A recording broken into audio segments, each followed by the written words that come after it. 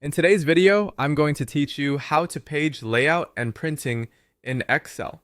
Start by opening your Excel workbook, then go to the Page Layout tab on the ribbon. This is where you'll find most of the tools you need to prepare your worksheet for printing.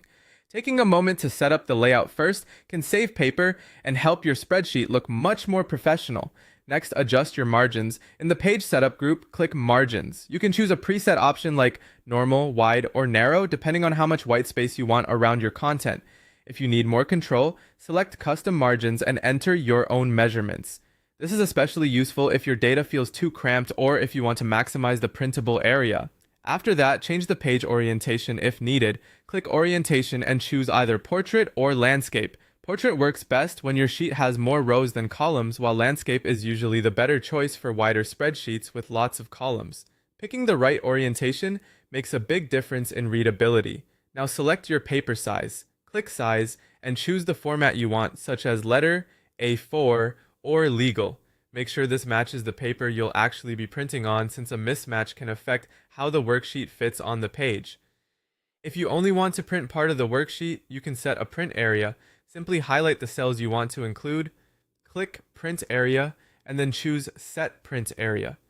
This is a great option when you want to leave out extra notes, blank sections, or supporting data. To fit your worksheet onto fewer pages, use the Scale to Fit group. Here, you can adjust the width and height to fit the content across a specific number of pages, and you can also change the scale percentage if needed. This helps keep large worksheets manageable without manually resizing everything. If you want more control over where pages begin, select the row or column where a new page should start, click Breaks, and choose Insert Page Break. You can also add headers and footers by going to the Insert tab and selecting Header and Footer.